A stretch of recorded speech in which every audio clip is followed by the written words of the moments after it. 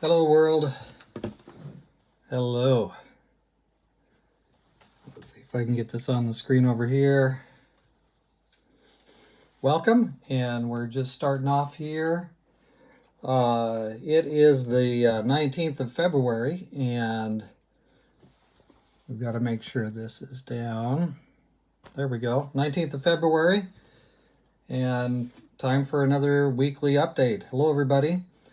This past week, really, we just had mostly the devotionals, the Exodus devotionals, and one new video, the 12-minute or whatever video on the government using artificial intelligence to censor ideas they don't like at scale. So that was our big project really this past week, and so yeah, there we are. So we're glad you're with us here, and I've just been searching the last better part of an hour for a book. I've got books out on shelves. I got books in boxes in the basement, and there's one book I'm looking for, and it still hasn't come to light. Yeah, maybe you know that feeling, maybe not. But anyways, I did find this book, which is really one of the best. P. Gerard Domsteek, Foundations of the Seventh-day Adventist Message and Mission. Really the ultimate foundation to the third angel's message and the Seventh-day Adventist thing and all that. This is it. And there's nothing better. So if you ever have a chance to come across this book, it is thoroughly marked and well worthy of your time and energy. So anyway, though, let's go on today to our Exodus devotionals, and we may not spend a lot of time today. I've got a lot of things that I'm working on, and got to get some funerals ready, and just a lot of things going on here. So so we have Jethro counseling Moses, and then we get off into chapter 19. Right before 20, we're coming up to the Ten Commandments. So we're looking forward to that. And but here we have Israel. They finally have arrived. They've come to Mount Sinai. They are there at the base of the mountain. They are now camped there. It's 3 months out of Egypt, and God brings them, he says, to himself. And so, they've got a lot of weird Egyptian ideas because that's what they've been exposed to all this time. And God is going to bring them now, and he's going to outline the way it is, the way it should be, the way it is, the Ten Commandments. So that will be coming up. In fact, I'll be filming some of these, I think, tomorrow. And so we're at Mount Sinai at last. And now after this, there's going to be some business, some narrative sections, but a lot of this is going to get into law this and law that. So we're going to go through the whole book, 40 chapters or so, and I think you're going to find a lot of enormous insight, even in these sections, which might sound like, oh no, this is going to be dry and wimpy, and I got better things to do, I need to do miniature golf or something. No, Exodus, the book of Exodus, is foundational. So we'll keep on trying to share from that. So I'm going to look at a few verses here just as we pass on. I'm at Exodus 19, starting at verse 1. In the 3rd month after the sons of Israel had gone out of the land of Egypt, on that very day they came into the wilderness of Sinai. When they set out from Rephidim, they came to the wilderness of Sinai and camped in the wilderness, and there Israel camped in front of the mountain. So that's the first 2 verses. So Rephidim apparently is very close to Sinai, wherever that is. And we think, Jebel Musa, that's called the Mount of Moses. You can go there today in Egypt. I've never been there. It'd be pretty cool to go there.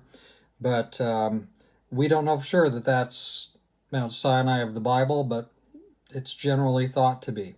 So anyway, Israel is camping at the foot of the mountain, and there they are. And there's lots of stuff that's going to happen over the coming period of time at Mount Sinai. So, I know a lot of Christians have sort of a fuzzy Ten Commandments, kind of a fuzzy feel about the Ten Commandments. We're in the New Testament now. It's a time of love and grace, and the Old Testament and rules and discipline and all that. That's not for us. That's not a Christian thing. Well, guess what? You're all wrong. You're all wrong. It's completely a Christian thing. The Ten Commandments, Jesus lived by the Ten Commandments. He was a proponent of the Ten Commandments. And the Ten Commandments today, I mean, in 2024, as I'm sharing this with you, Ten Commandments are just as current, just as important, more important than ever. So without the Ten Commandments, we are a continent adrift morally, and I guess you can see that every day you look at the news. So here, God brings his people. He brings them out of Egyptian bondage. He brings them out of Egyptian pantheism, even atheism, if you want to think of it that way, because Egypt was definitely not monotheistic. And so God brings them to himself. He's the one and only God. All the other gods are fakes. They don't even really exist. And so God is going to teach them, that. And here we have them. And 3 months out, he brings them to Mount Sinai.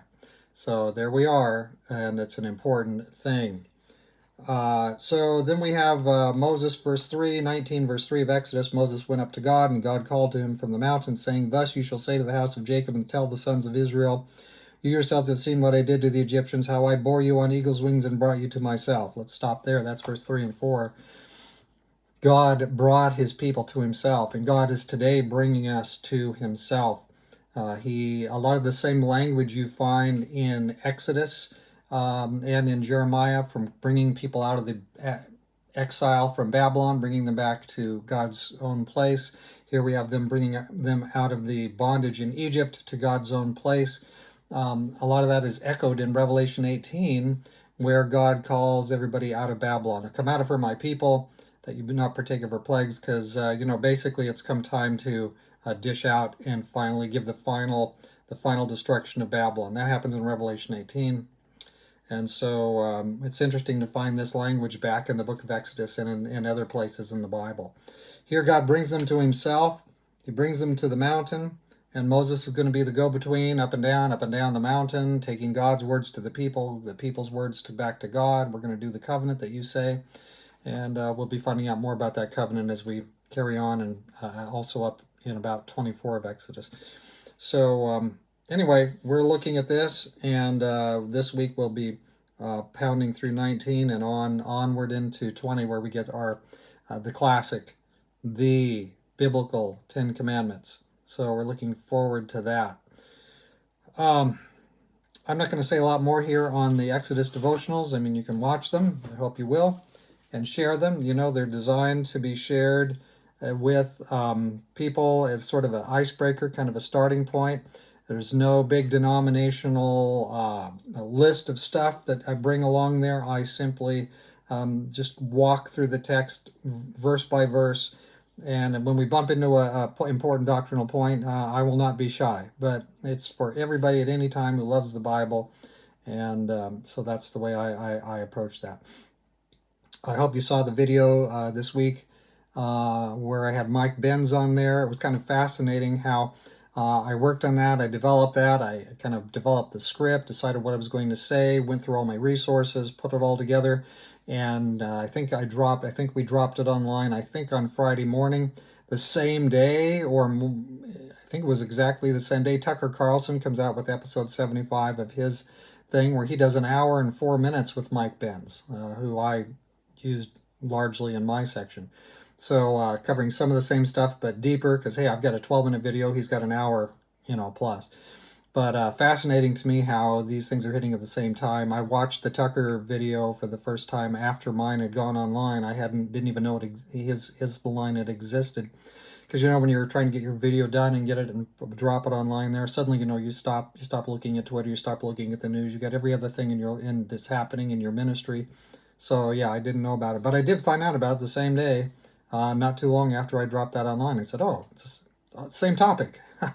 So hopefully we're on the right place there. If you haven't watched it, mine is more of an introduction to it, but Tucker will take you to more detail.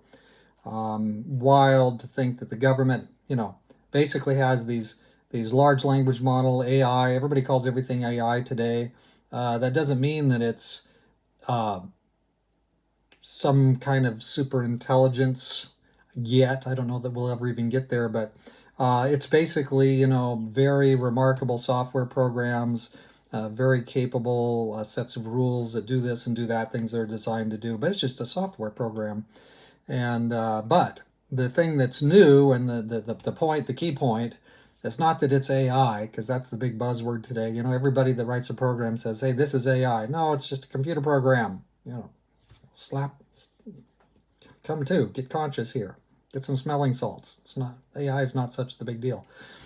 Big deal, though, is that, yeah, we now have the government has created tools that can censor at scale, and they're using them. And I've been using them, according to Mike Benz, for 6 years.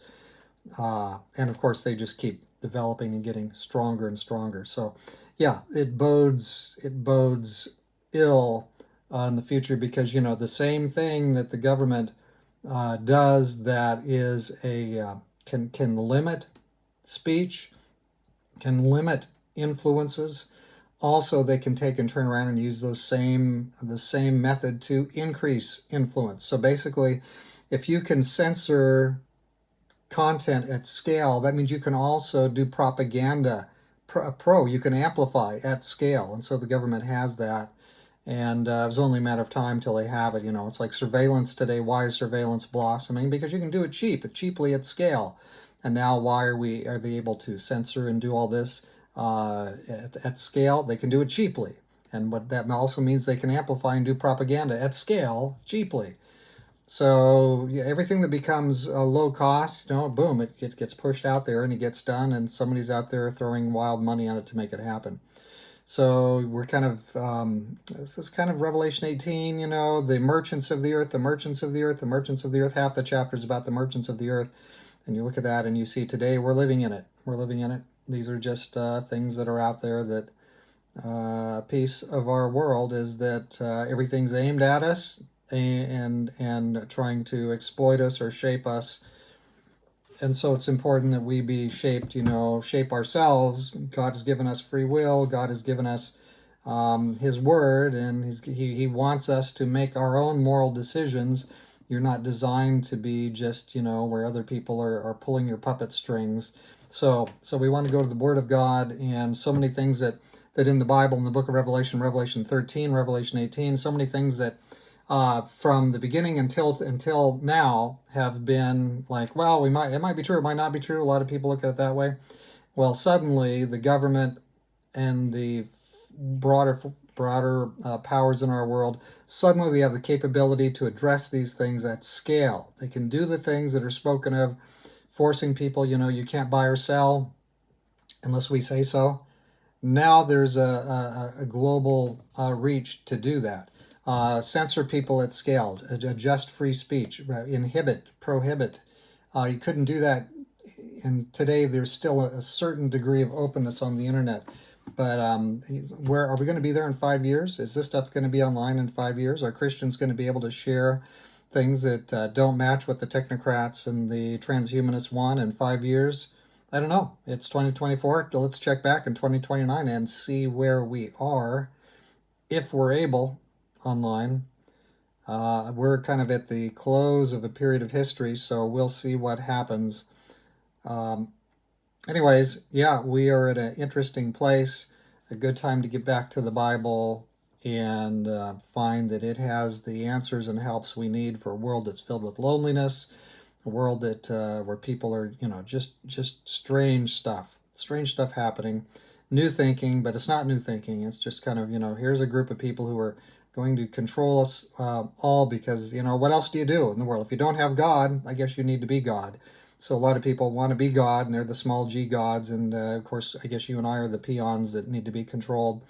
So controlled or exterminated, because like there's too many of us, so we have too many people on the planet, so they say. Anyways, today I won't linger and go a lot longer. I hope you're having a good experience in this new week. I've got a lot to do this week, and I've got a lot of study to do just so I can prepare my devotionals here the next couple of days and all that. So we hope you'll have a good experience this week. I definitely have got to get out some more Horizon Watch videos, and I'm trying to decide which things to do. And so we'll carry on with that and see how far we can get this week. But thank you for tuning into the channel. Thank you for sharing things.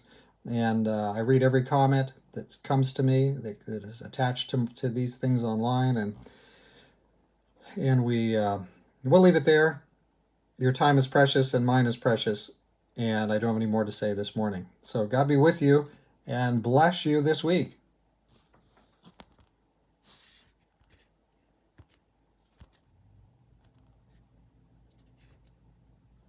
And what's going on here? So I can turn it off.